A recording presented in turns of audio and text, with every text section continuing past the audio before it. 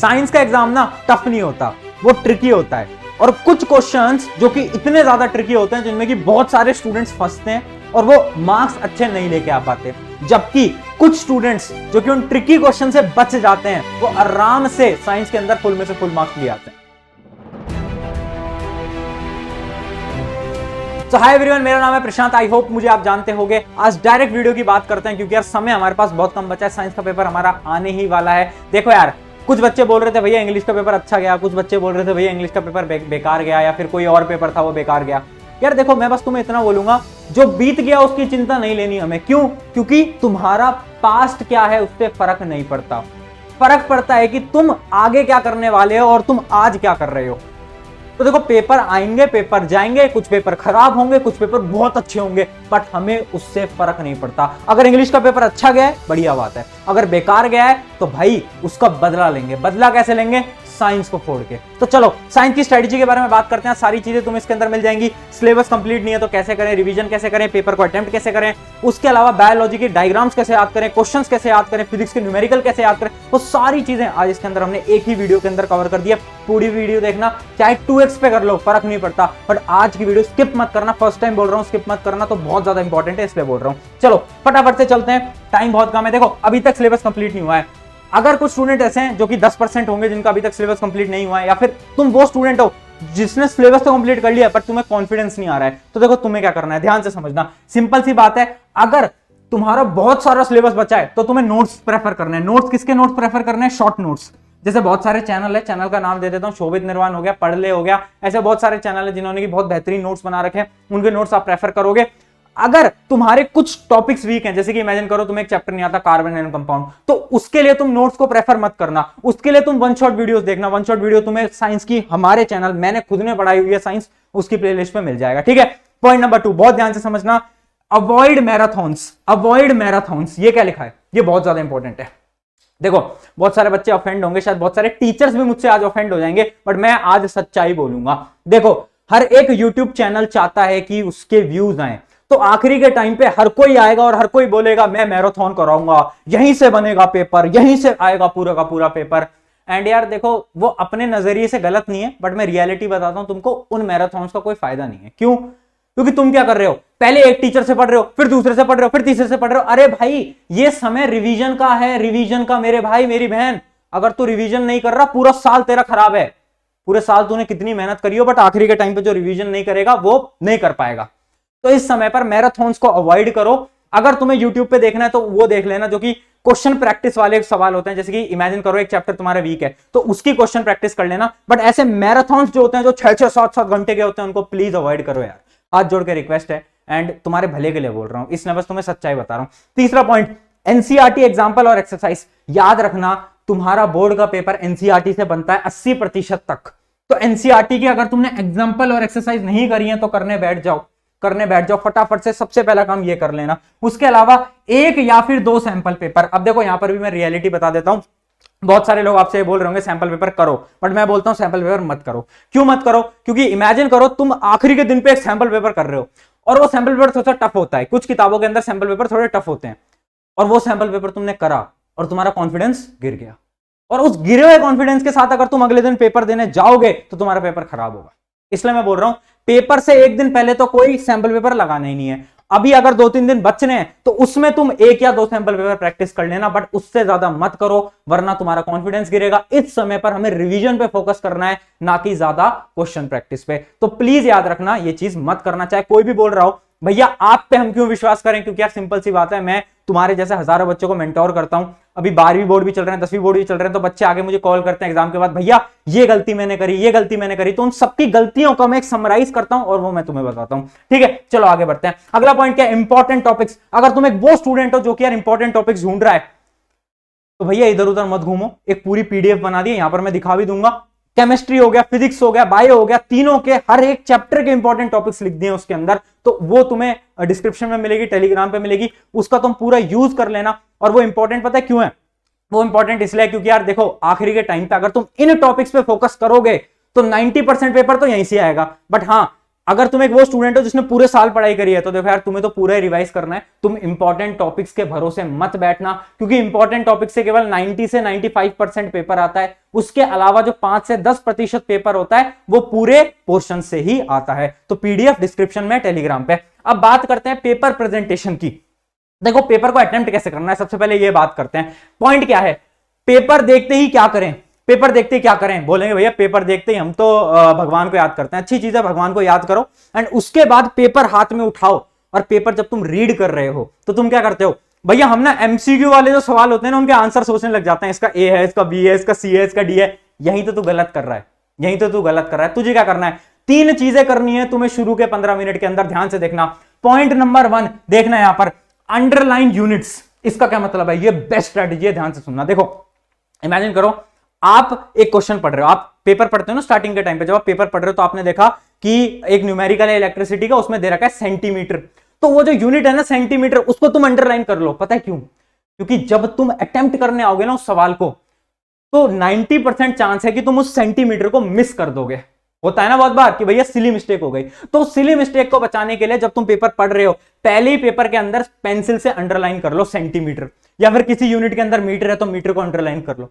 ऐसे जो इंपॉर्टेंट चीज है उसको पहले ही अंडरलाइन कर लो, ताकि जब तुम क्वेश्चन पे आओ तो तुम्हें डायरेक्टली दिख जाए कि अच्छा यूनिट एंड मैंने अंडरलाइन करा हुआ है, तुम भूलोगे नहीं। तो ये बहुत ज्यादा इंपॉर्टेंट है। दूसरा पॉइंट देखते हैं, डिफिकल्ट क्वेश्चंस को सर्कल कर लो। इसका मतलब क्या है, देखो हर पेपर के अंदर 3-4 सवाल ऐसे होते हैं जो कि बहुत ज्यादा डिफिकल्ट होते हैं, तो पहले उनको सर्कल कर लो और उनको बाद में अटेम्प्ट करना। इससे क्या होगा, वो जो तुम्हारा कॉन्फिडेंस है ना वो लो नहीं होगा। तुम्हें पता चल गया 2-3 क्वेश्चन है जो मुझे नहीं आते, इनको लास्ट में करेंगे, अभी पूरा पेपर निपटाते हैं। तीसरा क्या है, और वाले क्वेश्चंस को फाइनल कर लो।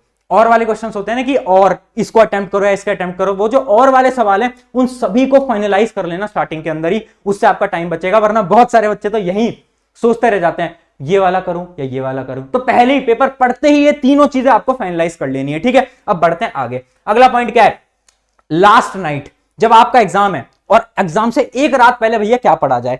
तो भैया देखो कुछ नहीं पढ़ना, हमें 3 चीजें करनी है। सबसे पहली चीज क्या है, सबसे पहली चीज है केमिस्ट्री के सारे एक्टिविटीज, जितनी भी एक्टिविटीज है सारी तुम्हें करनी है।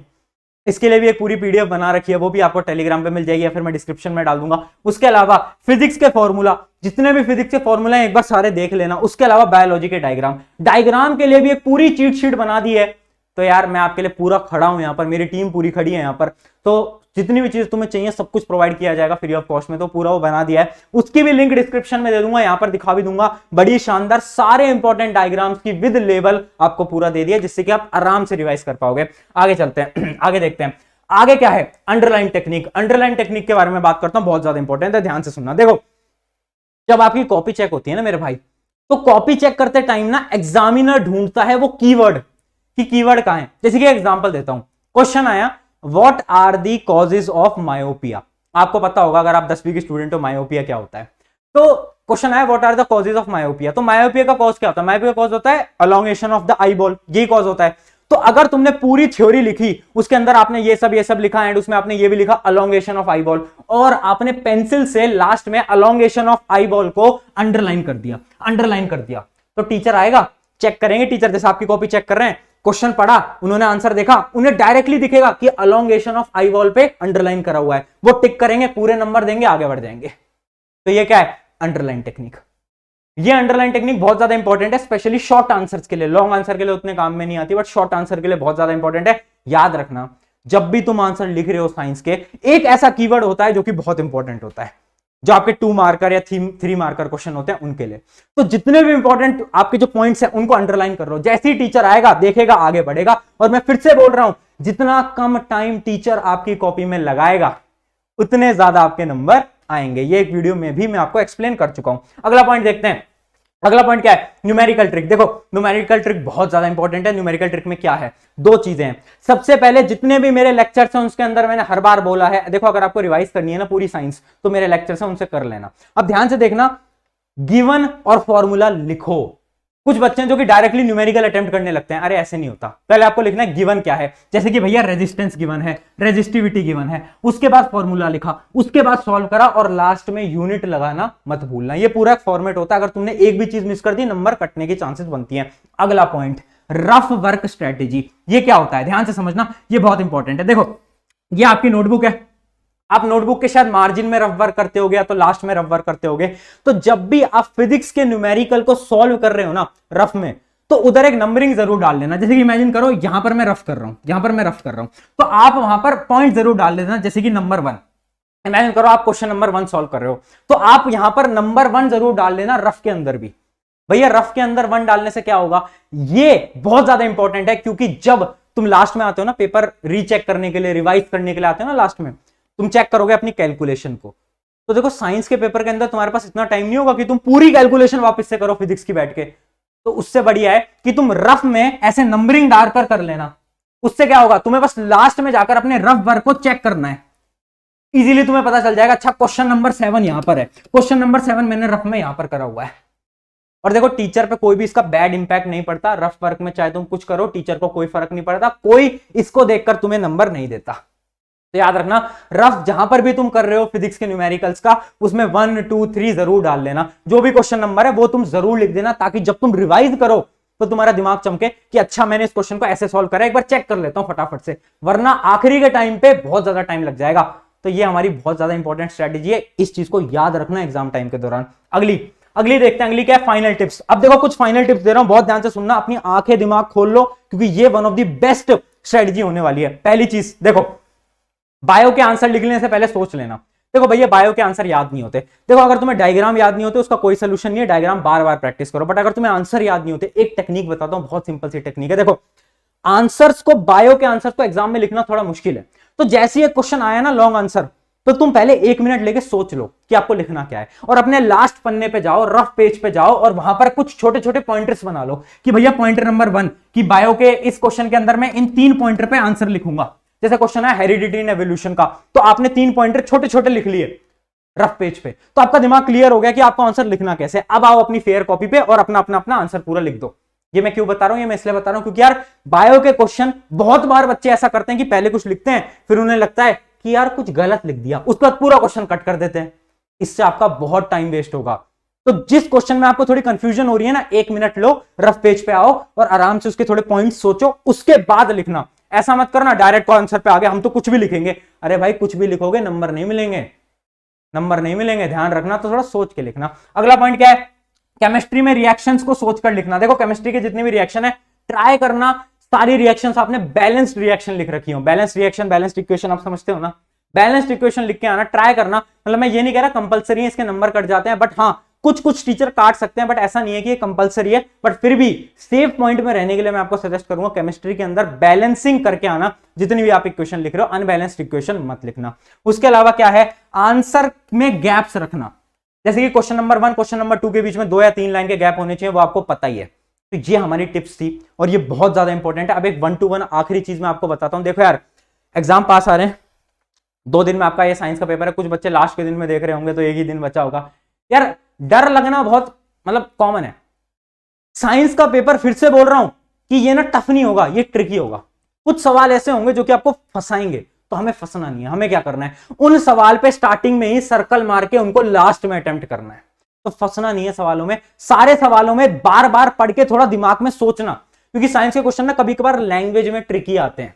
तो पहले सोचना कि अच्छा ठीक है यार इसमें ये पूछ रहा है। ऐसा नहीं पेपर उठाया अटेम्प्ट करना स्टार्ट कर, अरे पहले सोच लो 1 मिनट यार। साइंस का पेपर इतना लेंदी नहीं आएगा, ज्यादा लेंदी नहीं आता। मतलब हो सकता है कि इस बार आ जाए, बट ऐसा होता नहीं है। बट साइंस का पेपर ट्रिकी आता है, इसलिए बच्चों को लेंदी लगता है।